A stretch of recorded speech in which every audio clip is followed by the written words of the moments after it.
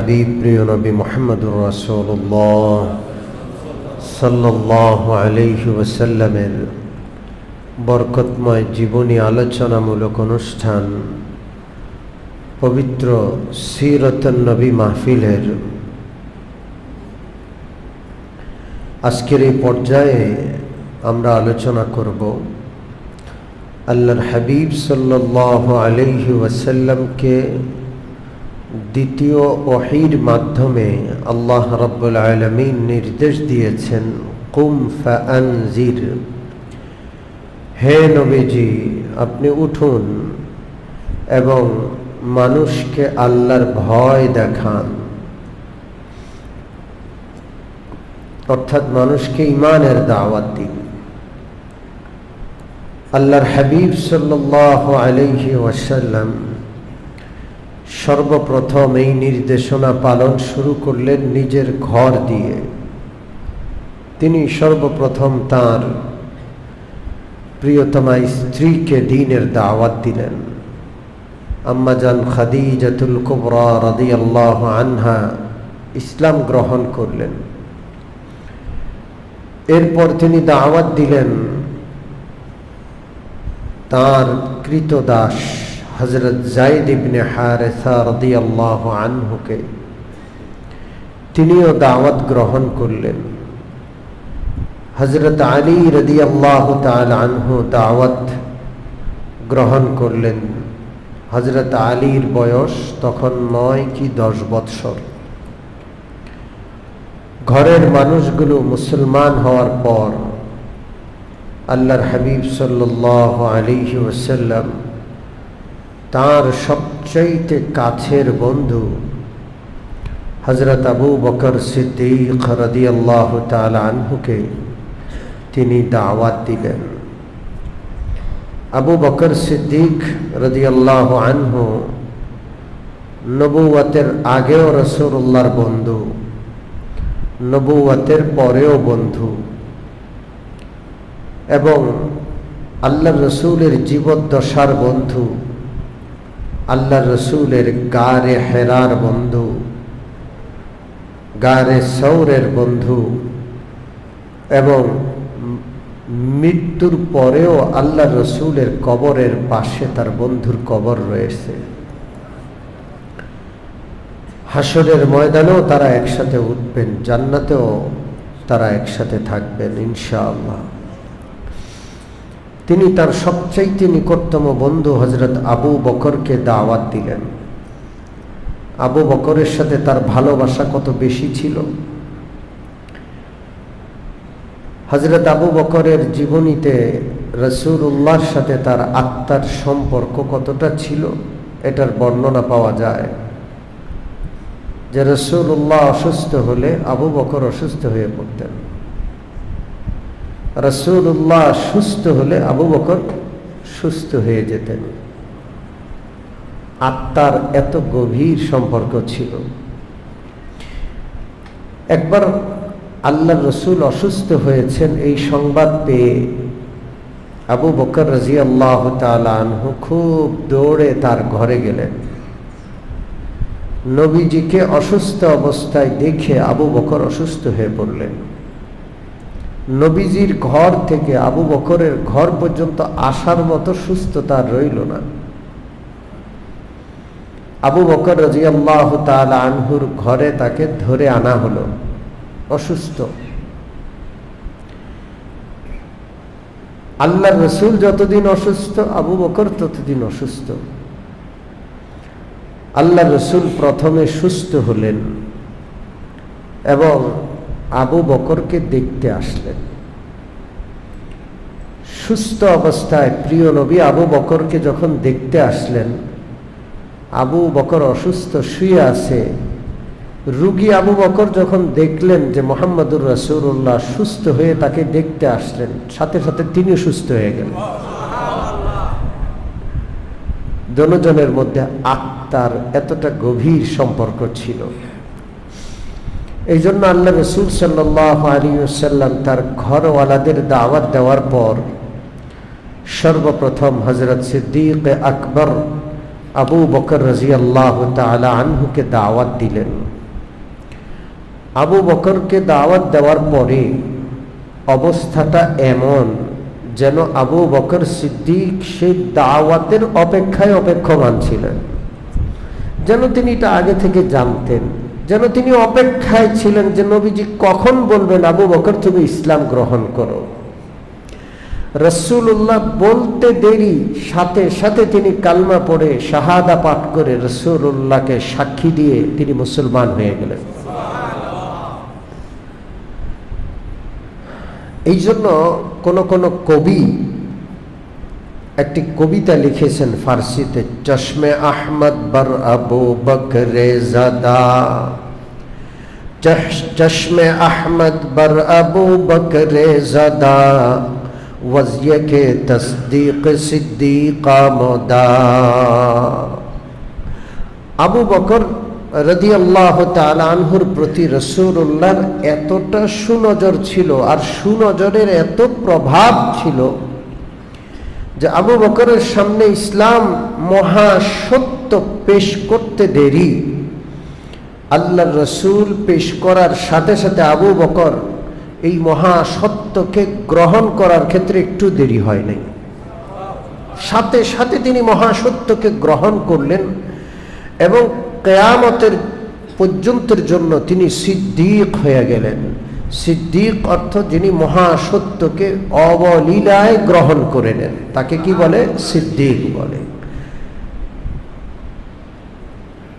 আল্লাহ রাসূল সাল্লাল্লাহু আলাইহি সাল্লাম এই জন্য বলতেন, আমি কারো কাছে কোনো জিনিস পেশ করলে, বিশেষ করে ইসলাম যতজনের কাছে পেশ করেছি সবাই চিন্তা করেছে গ্রহণ করবে কি করবে না, বিষয়টা গ্রহণ করা যায় কি যায় না, এই ব্যাপারে চিন্তা করেছে, ফিকির করেছে, এরপরে সিদ্ধান্ত নিয়েছে।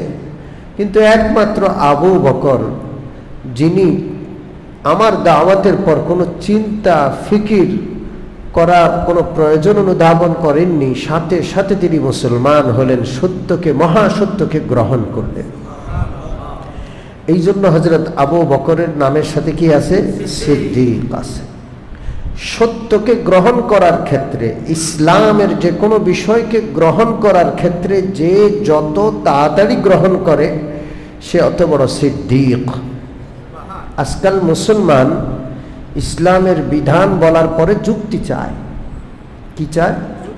অর্থাৎ এটা ইসলামের বিধান, আমি গ্রহণ করতে রাজি না যতক্ষণ না পর্যন্ত যুক্তির আলোকে না বুঝাইবা। আল্লাহর কথা গ্রহণ করতে মুসলমানের যুক্তি লাগবে? এটাই তো যুক্তি যে আল্লাহর কথা, এটা কার কথা? এর চেয়ে বড় যুক্তি আর কি? রাসূলুল্লাহর কথা, এর চেয়ে বড় যুক্তি আর কি? ইসলামের বিধান, কোরআনের বিধান, এর চেয়ে বড় যুক্তি আর কি? কিন্তু মুসলমান এমন হয়ে গেছে যে মুসলমান ইসলামের বিধিবিধান গ্রহণ করতে এখন যুক্তি তালাশ করে। অর্থাৎ কোরআনের আয়াতে আছে এই জন্য আমি গ্রহণ করব না, যদি যুক্তি হয় তাহলে গ্রহণ করব।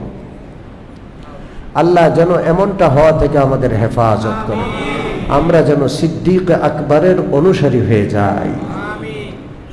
হযরত আবু বকর সিদ্দীক রাদিয়াল্লাহু তাআলা আনহু রাসূলুল্লাহর দাওয়াত গ্রহণ করার পরে বসে থাকেননি, সাথে সাথে তিনি বের হয়ে গেলেন এবং ওই দিন তিনি রাসূলুল্লাহর মিশনকে মক্কার বিভিন্ন জায়গায় পৌঁছালেন এবং সন্ধ্যাবেলায় 5 জন বড় বড় সাহাবীকে তিনি আল্লাহ রসুলের দরবারে উপস্থিত করলেন। কয়জন? এই 5 জন এত বড় সাহাবী যাদের ব্যাপারে, যেই 10 জনের ব্যাপারে আল্লাহ রসুল জান্নাতি হওয়ার ব্যাপারে সুসংবাদ দান করেছেন, এই 5 জন ওই 10 জনের অন্তর্ভুক্ত। সুবহানাল্লাহ। এরা কারা কারা ছিলেন? এরা ছিলেন হযরত ওসমান রাদিয়াল্লাহু তাআলা আনহু, হযরত জুবাইর রাদিয়াল্লাহু তাআলা আনহু, হযরত আব্দুর রহমান ইবনে আউফ রাদিয়াল্লাহু তাআলা আনহু, হযরত তালহা, হযরত সাদ ইবনে আবি ওয়াক্কাস রাদিয়াল্লাহু আনহুম। এই 5 জন বড় বড় সাহাবীকে হযরত আবু বকরের বন্ধু ছিলেন এনারা। এনাদের সকলকে সারাদিন দাওয়াত দিয়ে বিকেলবেলায় রাসূলুল্লাহর সামনে উপস্থিত করে ফেললেন। এই 5 জন সাহাবী প্রথম দিন হযরত আবু বকরের কামাই। এই 5 জন, আজকে সকালেও আমি একটি হাদিস শোনাচ্ছিলাম, আদ-দাল্লু আলাল খায়রি কাফাইলিহি, যে ব্যক্তি কোনো সৎ কাজের দিকে কাউকে দাওয়াত দিল, তার দাওয়াতে সাড়া দিয়ে যারা এই সৎ কাজের উপর আমল করলো, সকলের সমপরিমাণ সওয়াব এই সৎ কাজে আহ্বানকারী ব্যক্তিকে কে দান করবেন? আল্লাহ। কিয়ামত পর্যন্ত এই জান্নাতের সুসংবাদ প্রাপ্ত এই সাহাবীরা যত আমল করেছেন এবং তাদের অনুসরণে কিয়ামত পর্যন্ত উম্মতি যত আমল করবে, আবু বকর একটা সওয়াব পেয়ে যাবেন। এখন এই 5 জন সাহাবী সম্পর্কে এদের আলোচনার আগে হযরত আবু বকরের বিষয়টা বলি একটু। আমরা স্বাভাবিকভাবে যে আলোচনা করলাম, সে আলোচনায় বোঝা গেল সর্বপ্রথম হযরত আম্মা জান খাদিজাতুল কুবরা মুসলমান হলেন, তারপরে হযরত আলী, তারপরে যায়েদ ইবনে হারেসা, তারপরে আবু বকর সিদ্দিক। হযরত ইমামে আযম আবু হানিফা রাহমাতুল্লাহ আলাইহিকে জিজ্ঞেস করা হলো যে ইসলাম গ্রহণে সবার আগে কে ছিলেন, তরতিবটা কি ছিল, কে সবার আগে ইসলাম গ্রহণ করলেন? হযরত ইমামে আযম আবু হানিফা রাহমাতুল্লাহ আলাইহি জবাবটা এইভাবে দিলেন যে পুরুষদের মধ্যে সবার আগে ইসলাম গ্রহণ করেছেন আবু বকর সিদ্দিক রাদিয়াল্লাহু আনহু, নারীদের মধ্যে সবার আগে ইসলাম গ্রহণ করেছেন হযরত আম্মা জান খাদিজাতুল কুবরা রাদিয়াল্লাহু আনহা, বালকদের মধ্যে সবার আগে ইসলাম গ্রহণ করেছেন হযরত আলী রাদিয়াল্লাহু আনহু, আর কৃতদাসদের মধ্যে সবার আগে ইসলাম গ্রহণ করেছেন হযরত যায়েদ ইবনে হারেসা রাদিয়াল্লাহু আনহু। যাই হোক, তো এইভাবে হযরত ইমামে আযম আবু হানিফা রাহমাতুল্লাহ আলাইহি ইসলাম গ্রহণের ক্ষেত্রে সবার আগে কে, এর জবাবটা এভাবে দিয়েছেন। হযরত উসমান রাদিয়াল্লাহু তাআলা আনহু হযরত আবু বকরের দাওয়াতে মুসলমান হলেন। এটার একটা ঘটনা আছে। হযরত উসমান কিভাবে ইসলাম গ্রহণ করলেন, আল্লাহ রসুলের জীবনীতে হযরত উসমানের ইসলাম গ্রহণের ঘটনাটা আছে। হযরত উসমান রাদিয়াল্লাহু আনহু একদিন ঘরে আসলেন, তখনও তিনি মুসলমান হননি। তার ঘরে এসে দেখলেন তার খালা সুদা, নাম কি? সুদা। তার ঘরে তার খালা এসেছেন, ওসমানের অপেক্ষায় অপেক্ষমান। ওসমান ঘরে আসবে, খালারা ভাগ্নেদেরকে অনেক আদর করে। আমাদের দেশে এক সময় বলতো মার বোন খালা মার চেয়েও ভালা। আপনারা কি শুনেছেন? অনেক সময় বলতো এটা। তো অনেক সময় খালা ফুফুরা অনেক আদর করে। তো ওসমান রাদিয়াল্লাহু তাআলা আনহুর ঘরে তার খালা সুদা এসে বসে আছেন। ওসমান আসবে, খালা এই জন্য অপেক্ষা করছেন। হযরত ওসমান রাদিয়াল্লাহু আনহু যখন ব্যস্ততা সেরে ঘরে ঢুকলেন, তার খালা অনেক বড় কবি ছিলেন, অনেক বড় সেই যুগের গণক ছিলেন। তিনি অনেক কিছু অগ্রিম বলতে পারতেন। হযরত ওসমান যখন ঘরে আসলেন, তিনি কিছু কবিতা পড়লেন, বড় আজব কবিতা। আবশির ওয়াহিয়িতা সালাসান ওয়া বিতরা সুম্মা সালাসান ওয়া সালাসান উখরা সুম্মা বিউখরা লিকাই তুতিম্মা আশরা লাকিতা খায়রান ওয়া বকিতা শাররা نكحت والله حصانا زهرا وأنت بكر ولقيت بكرا। আজব আজব কিছু কবিতা পড়লেন।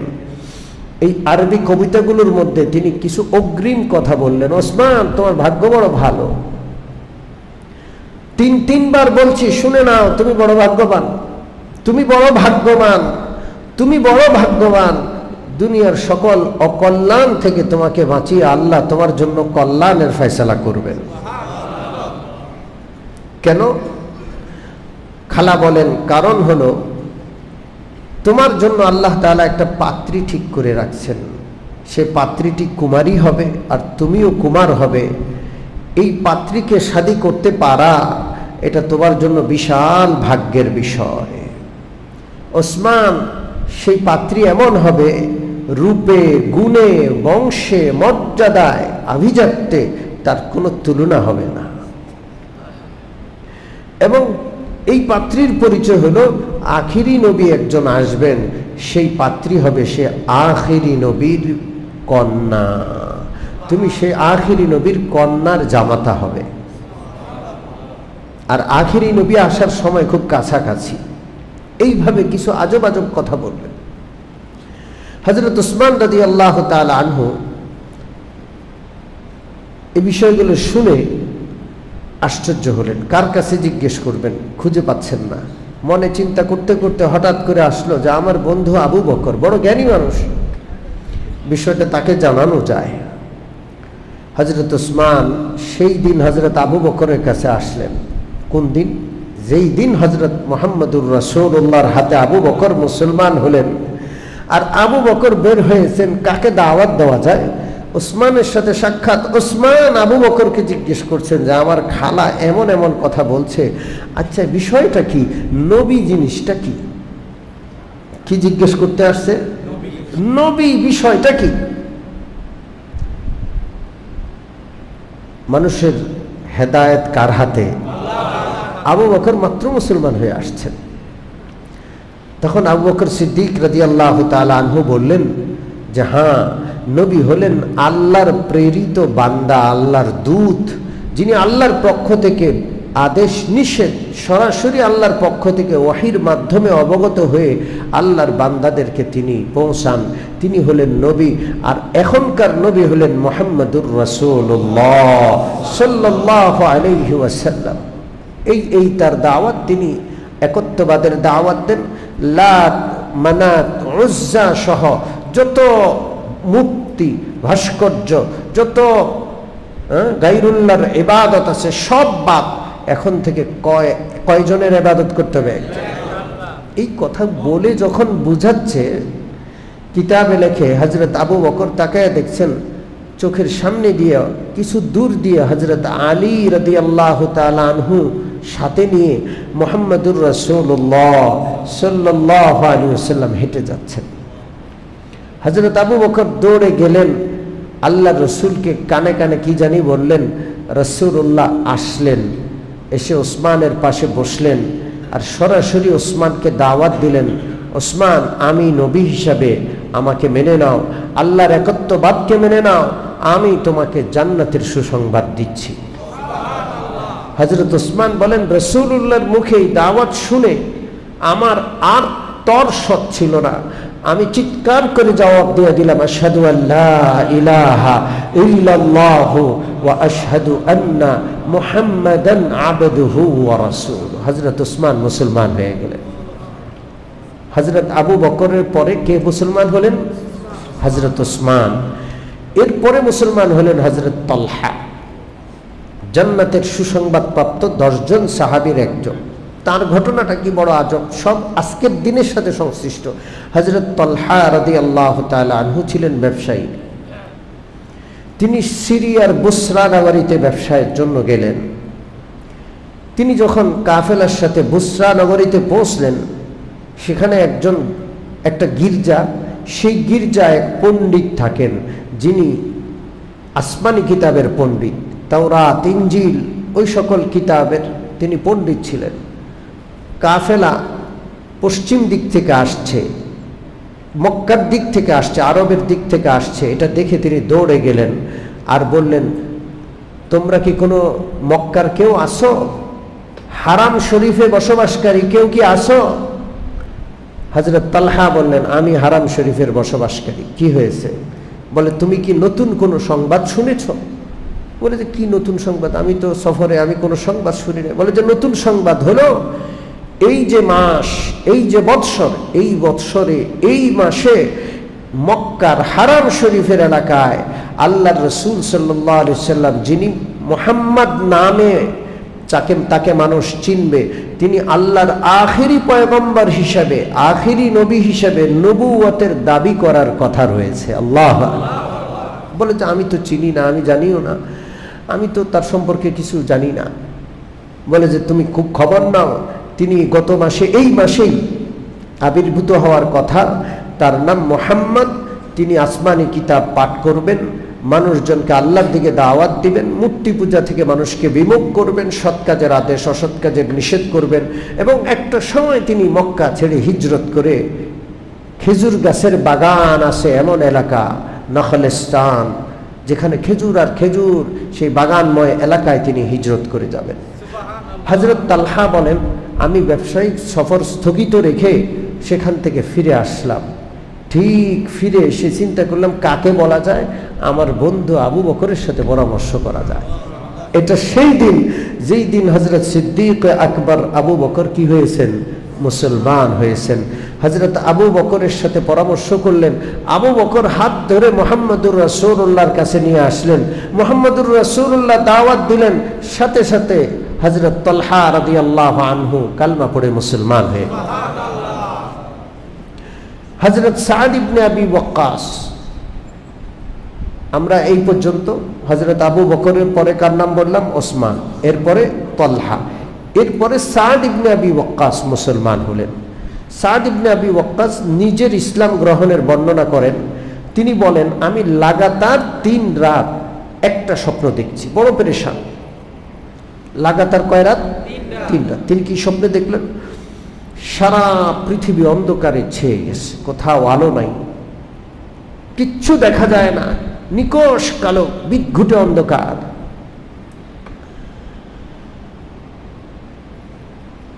হযরত সাদ বলেন, হঠাৎ করে আমি তাকিয়ে দেখলাম চাঁদের আলোর মতো, 14 তারিখের পূর্ণিমার রাতের চাঁদের আলোর মতো একটা আলো দূর থেকে দেখা যায়।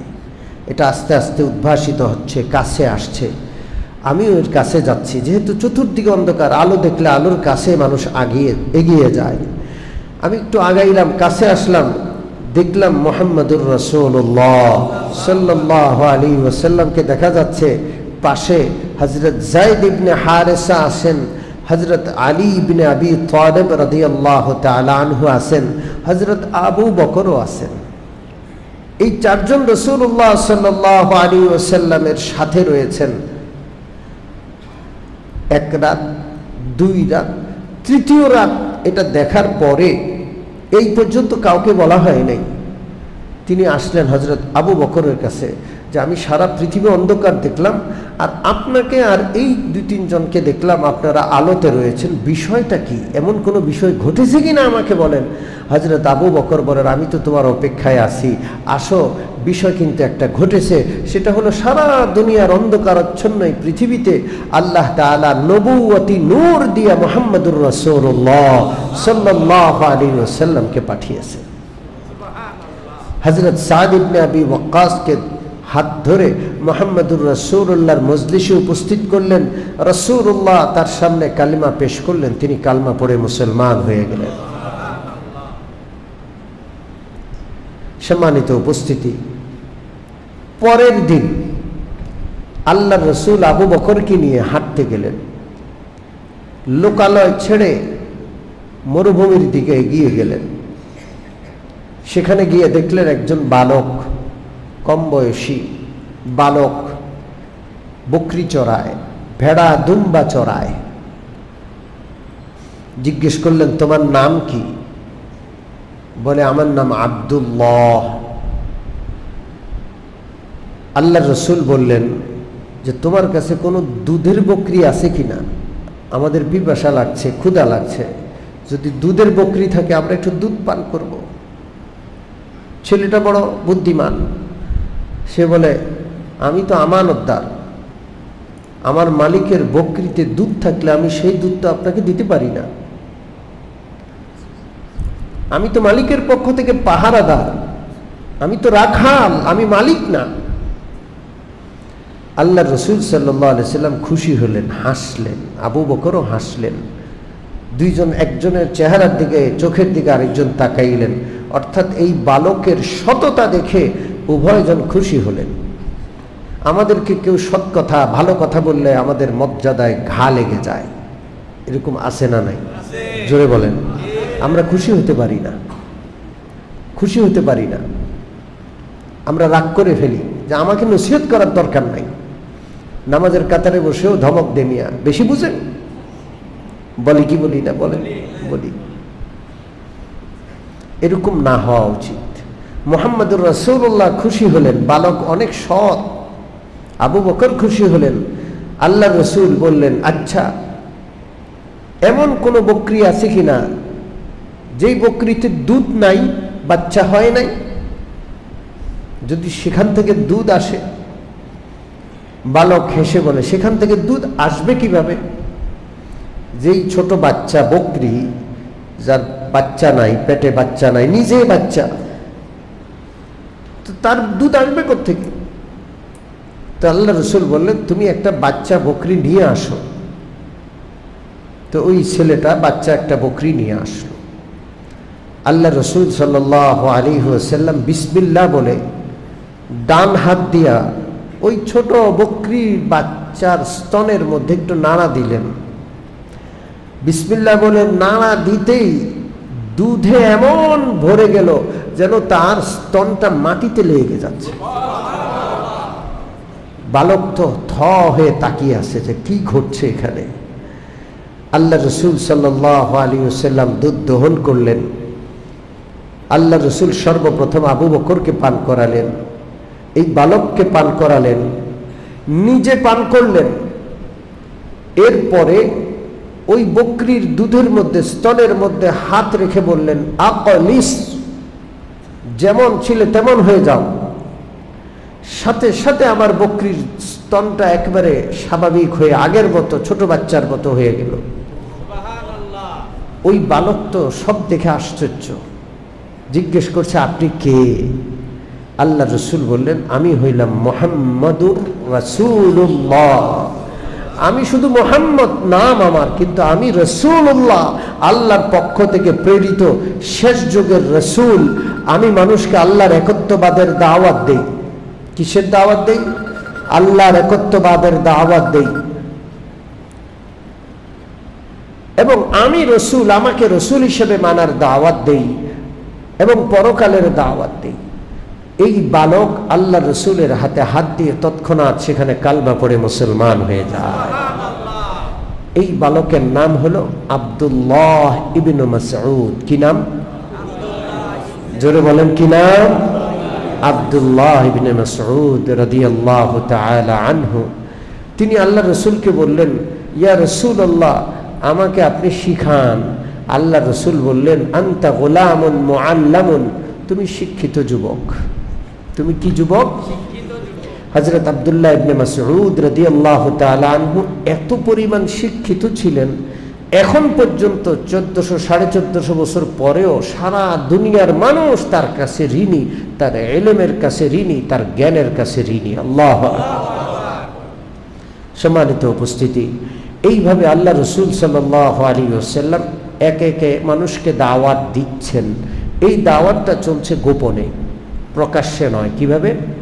জোরে বলেন। হ্যাঁ, এইদেরকে আল্লাহ রসুল দাওয়াত দিতেন, কালমা পড়ার পরে নামাজের নির্দেশনা দিতেন এবং তারা গোপনে নামাজ আদায় করতেন। পাহাড়ে, ঘরের ভিতরে, বিভিন্ন জায়গায় গোপনে নামাজ আদায় করতেন। একদিন আবু তালেব তার সন্তান জাফরকে নিয়ে হেঁটে যাচ্ছেন। তাকায় দেখলেন মুহাম্মদুর রাসূলুল্লাহ সাল্লাল্লাহু আলাইহি ওয়াসাল্লাম আলী সহ গোপনে এক জায়গায় নামাজ আদায় করছেন। 1 বছর হয়ে গেছে, তিনি দেখেন নাই এর আগে নামাজ পড়তে। তাকায় রইলেন, মুহাম্মদুর রাসূলুল্লাহ রুকু করছেন, সেজদা করছেন। আবু তালেব মুগ্ধ হয়ে তাকিয়ে রইলেন। নামাজ শেষ করার পরে এসে জিজ্ঞেস করলেন যে, ভাতিজা, এটা কি করলা? বুঝলাম না। আল্লাহ রসুল বললেন, আমার চাচা, এটা আমি আল্লাহর জন্য ইবাদত নিবেদন করলাম, নামাজ আদায় করলাম। আমি রুকু করলাম, সেজদা করলাম। আমার সবচেয়ে সম্মানিত অঙ্গ, আমার কপালটা আমার আল্লাহর কুদরতি কদমে আমি মাটিতে লাগালাম, ধুলায় ধূসরিত করলাম।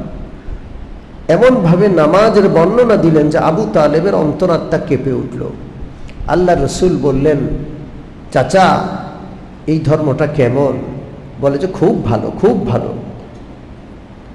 আলী তুমি কিন্তু ওনার সাথে থাকবা। হ্যাঁ। আর নিজের ছেলে যেটা জাফর সাথে আছে, জাফর তুমি কিন্তু তোমার চাচাতো ভাইয়ের পাশে থাকবা।